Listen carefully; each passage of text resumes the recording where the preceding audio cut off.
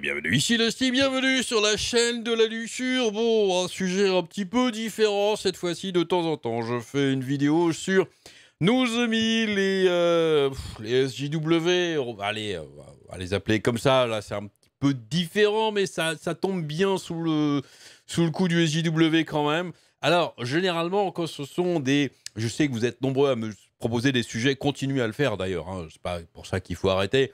Envoyez-moi des sujets. Encore une fois, je préfère toujours sur Twitter en message privé. Bref. Quand ce sont juste des dramas sur Twitter, des gens qui s'engueulent, des indignations faciles sur Twitter, hein, les guerriers du clavier, ça m'intéresse pas du tout. J'en parlerai pas parce que pour moi, ça n'a pas de réel impact. Hein. Ce sont juste des gens qui éructent derrière leur écran. Ça n'est vraiment pas intéressant du tout. Par contre, quand ça a un réel impact sur le monde qui nous entoure et un réel changement, là, je vais en parler parce que je trouve que c'est inquiétant. Et là, il fallait que j'en parle parce que ça me touche de très près. Ça me touche de très près puisqu'on va parler de Dune. Oui, le nouveau film qui va sortir. Je suis toujours excité, un tout petit peu moins, je dois vous avouer. Mais donc, il y a un nouveau film qui va sortir, Dune, très bientôt. Je suis très excité. Je suis un très grand fan de Dune, l'histoire, hein, pas juste le film. Dune, pour moi, c'est l'œuvre science-fiction ultime. Voilà, là où je pose mon opinion, là où je me situe. Ça ne veut pas dire que j'ai raison, hein, mais ce sont mes goûts à moi. Bon, voilà, bref. C'est tellement profond, puissant, tous les bouquins. Hein, il y a le film, hein, c'est juste les 2 premiers bouquins. Hein, mais il y en a 5. Bref, il y en a plein à lire. Des trucs monstrueux, ça va beaucoup plus loin. Mais voilà. Et donc, j'étais assez excité, film, jusqu'à ce que je lise ce truc. T'as un article ici de The Mix. Bizarre comme nom. Bref. Le scénariste de Dune, Jon Spaihts, explique pourquoi Liet Kynes a changé de race et de sexe dans le prochain film de Denis Villeneuve. Donc, il y a un perso. Normalement, c'est un vieux gars.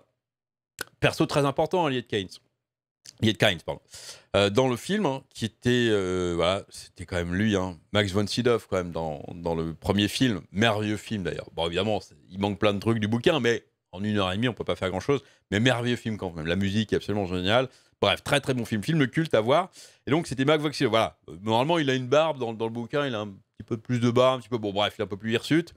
Mais normalement, c'est un vieux gars qui a vécu. Voilà, normalement, c'est l'impression qu'on doit avoir quand on le voit. On dit, voilà, lui, il a fait la guerre, il a fait plein de trucs, quoi. Et donc, en fait, ils ont mis... Madame ici, Sharon Duncan Brewster, en fait, en Liet Kynes. Donc, il a carrément changé, ils ont tout changé. Voilà, c'est... Et là, je dis non. C'est pas possible. Parce que, autant on pourrait se dire, bon, une œuvre peut être adaptée dans un autre univers. On n'est pas obligé de coller mot à mot au livre, ce qui est très vrai. On peut effectivement sortir un petit peu de l'univers qu'a créé l'auteur pour faire un truc. On peut se donner des challenges, on peut se donner des cadres différents. Ça, c'est entièrement vrai. Ça ne pose aucun problème. Même des écrivains font ça. La disparition, j'écris un bouquin sans la lettre E, ça va être génial, on va s'éclater. Là, ils auraient pu peut-être prendre, au lieu d'une planète des sables, je sais pas, en banlieue, au lieu que ça soit l'épice, c'est le cannabis. Ils contrôlent le cannabis. On peut faire ce genre de choses, si vous voulez. Ça me choquerait pas, parce qu'on sort directement tout. Là, le problème, en fait, c'est la justification du scénariste. Voilà, vous allez voir, ce qui est donné plus tard. Ce qu'on pourrait se dire, là, il peut dire, allez, on se donne un défi, on change 2-3 trucs, et on va voir, on va essayer de créer tout un nouveau truc, on va voir, Non, pas du tout. Là, c'est vraiment de la logique SJW, et là, ça m'énerve, surtout sur Dune. Le roman, voilà, s'adressant au Los Angeles Times, Monsieur Spaihts, Jon Spaihts, donc, le roman d'Herbert, Frank Herbert, on rappelle quand même, qui a écrit le bouquin, est dans une certaine mesure un artefact de son époque. Rien que ça, j'ai les poils qui se...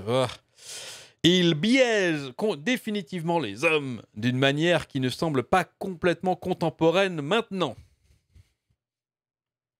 John, je t'aime bien, mais si je t'avais en face de moi, je te donnerais une paire de claques. Là. C'est pas possible. Il a poursuivi, on va quand même lire sa citation jusqu'au bout. De tous les messages de l'histoire, le message apporté par Liet Kynes sur l'intendance planétaire, la préciosité des ressources, la nécessité de construire des ponts avec les communautés locales pour nous soutenir à l'avenir, ce sont des messages modernes. Et il semblait juste de moderniser le messager. Bon, Donc, il trouve que l'œuvre Dune, l'œuvre de Frank Herbert, est un peu, ça sent un peu la poussière et que les hommes ont, dans son œuvre, apparemment trop d'importance et que du coup, il faut féminiser un petit peu tout ça. Ceux qui pensent, comme John Spade, que Dune donne beaucoup de place, beaucoup trop de place aux hommes et un poil sexiste, n'ont rien compris. Ils n'ont même pas lu le bouquin. C'est incroyable. Comment est-ce qu'on peut sortir une débilité pareille?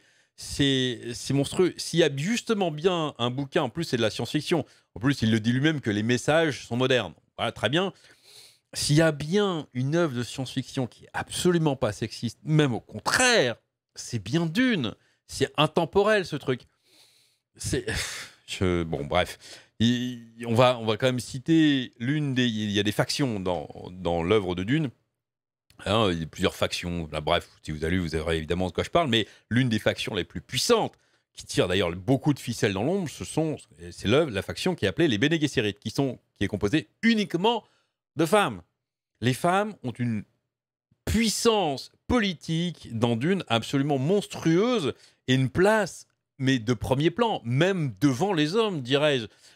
Les hommes, en général, dans Dune, sont justement décrits comme juste des conquérants qui veulent piller les ressources, qui se plantent tous. Il y en a plein qui meurent avec leurs plans bidons. Il y en a plein. La majeure partie des hommes dans Dune, c'est quand même des salauds. Enfin, les hommes de premier plan, on va dire. Hein. L'empereur, bon, lui, il veut tout. Il manipule les gens pour qu'ils se battent les uns les autres. Harkonnen, les barons Harkonnen et toute la clique, c'est quand même des beaux salauds aussi.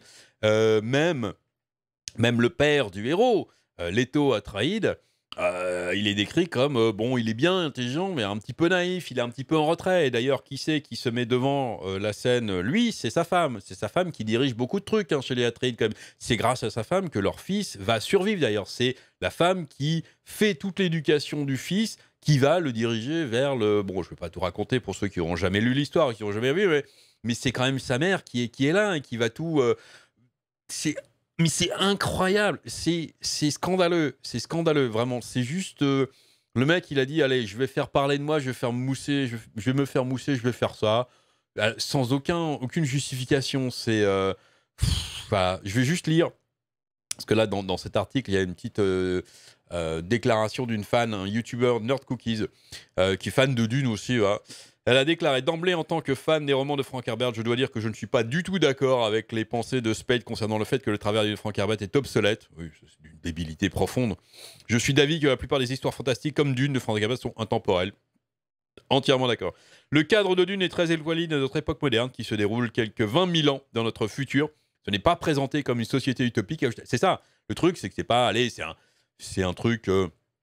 Il y a plein de mecs et c'est une société... Pas du tout. En plus, ah oui, j'allais ajouter, les Fremen, qui sont quand même la faction majeure, on va dire, hein, entre guillemets, évidemment, de trucs, c'est une société, ce sont les gens qui habitent sur Dune, hein, le Dune, c'est le nom de la planète, ce sont des sociétés où l'égalité homme-femme est parfaite. Les femmes sont des guerrières, prennent une place complètement équivalente dans leur société. C'est une société, donc, comme John Spade pourrait appeler, extrêmement moderne, finalement, qui est mis complètement en avant dessus.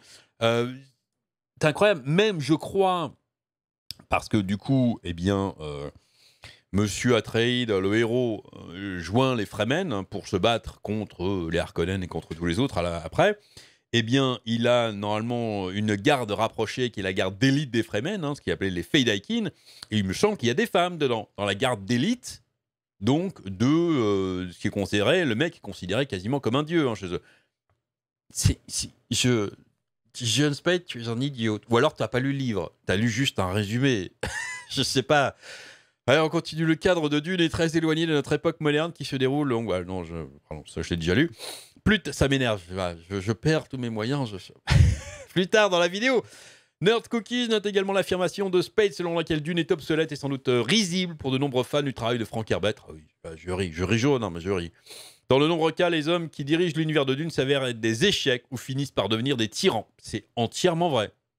Ça, les mecs ont vraiment pas une bonne place hein, dans Dune. Hein. Elle ajoute: les femmes de la saga Dune sont extrêmement puissantes, telles qu'elles sont écrites.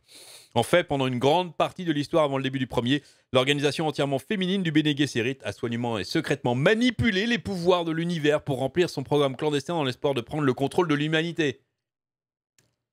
Mais c'est entièrement ça. En plus, les Bene Gesserit sont devenus très puissantes parce que dans l'histoire de Dune, en fait, après Dune, s'il y a eu les hommes se sont ont donné aux machines en fait une place prépondérante, ils ont laissé faire les machines, voilà, plein de trucs. Et à un moment, ça a mal tourné, où il y en a plein qui en ont eu ras-le-bol. Et du coup, en fait, le Bene Gesserit, c'est à l'inverse de ça. Elles ont essayé de développer le corps humain, l'humain, en fait, pour en prépondérance aux machines, en réponse justement à la toute-puissance des machines, à développer donc une espèce de pouvoir, bref, pas encore une fois tout raconter, mais voilà, c'est ça. Donc, ils ont quand même un rôle, s'il y a un petit message derrière hein, de Frank Herbert, que la machinisation de tout, c'est pas bon, c'est mauvais. Et qu'est-ce justement qui va à l'encontre de ça? C'est le Bene Gesserit qui est entièrement composé de femmes. Bon. En parlant spécifiquement de Kynes, Nerd Cookie affirme: je pense que les commentaires de Space concernant la nécessité de moderniser le messager pour ces thèmes sont à courte vue. Ouais. Liet Kynes est le chef secret des Fremen et est à l'avant-garde de leurs efforts pour transformer la planète désertique en un environnement verdoyant et luxuriant, alors qu'en soi, la transformation d'Arrakis dans le premier livre peut sembler être un développement positif. Au fur et à mesure que la série se déroule, les conséquences de leurs actions entraînent une grande pression sur l'univers connu, entraînant la mort de milliards de personnes. Voilà. Elle note également, donc d'une certaine manière, en transformant Arrakis, les Fremen tuent l'espèce indigène dominante, les conduisant à l'extinction. Nerd Cookies affirme en outre dans l'ensemble le fait que James Space pense qu'il peut entrer et modifier le travail de l'auteur pour le rendre meilleur ou le rendre plus contemporain me crie de l'arrogance. Ouais, je suis entièrement d'accord. Et finalement, son évaluation du personnage est à courte vue, il manque de nuance du travail de l'auteur. Mec, il voit juste le bout de son nez, en fait, le truc. Par contre, ça, j'ai hâte. Dave Bautista en tant que Beast Raban, ça, je pense que ça va avoir de la classe. Ouais, ça, ouais, c'est tout à fait, là, ça colle vraiment au personnage. Bref, donc je suis toujours excité, hein, j'irai le voir, hein, évidemment, le film au ciné, évidemment. Ça, c'est très rare quand je vais au ciné, mais celui-là, je veux absolument le voir au ciné. Pour voir, et je vais prendre, comme d'habitude, un gros coca, un énorme paquet de MLM. Je vais en prendre plein les yeux. Mais ça, voilà, ça m'énerve. Dommage, bon, c'est trop tard maintenant, on peut plus changer en arrière. Mais bon, ça se trouve, elle est formidable, hein, c'est une super actrice, ça va être génial, elle joue très bien, mais ça n'avait aucun intérêt et c'est pas le personnage. Bon, lisez le livre, par contre. Ah, si j'ai un conseil à vous donner, lisez le livre, absolument, tous. Ils sont magnifiques, absolument magnifiques. Bon, le premier est une tuerie, mais après, troisième, un petit peu moins. Bon, faiblard, mais c'est une espèce de transition. Et le dernier, l'Empereur Dieu de Dune, c'est superbe. Allez, j'espère que ça vous aura plu. Dites-moi ce que vous en pensez dans les commentaires. Amusez-vous bien et à très bientôt.